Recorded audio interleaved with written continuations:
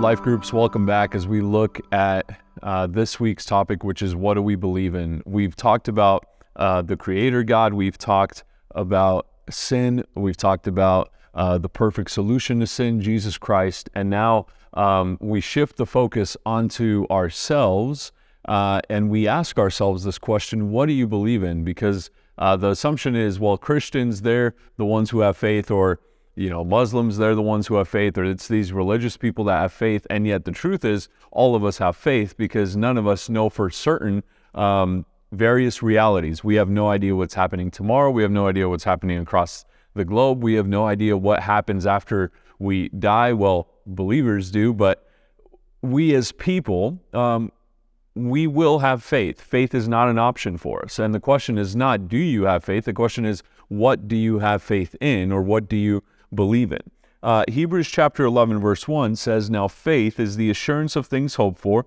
the conviction of things not seen. So there's two things there, right? So the first is, faith is the assurance of things hoped for. There's a certainty that comes from faith, and especially faith that saves. All people have bet their life on something. Those who say that there's no God have bet their life on the fact that there is no God. Those who have believed in Jesus have bet their life on the fact that Jesus is God, that he is who he says he is, and he has done what he came to do, and that he will return again. That's what we've placed our faith in, our life in, and our hope in. So faith is the assurance of things that we have not yet seen.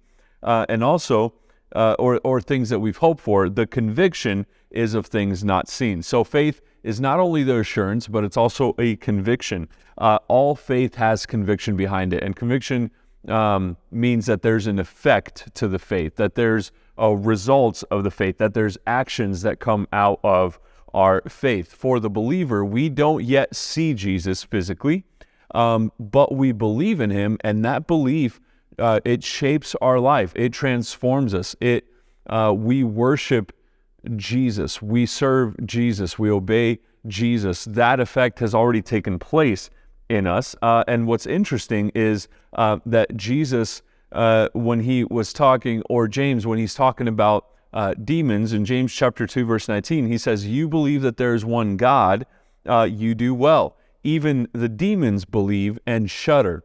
Right? So even the demons with their, he says, even the demons believe and shudder. There's an effect. There's a conviction there. And for us, sometimes it's even worse than the demons, because sometimes we say we believe and yet it has no effect on us. That's not the kind of faith that the Bible talks about. That's not the kind of faith that the Bible shows.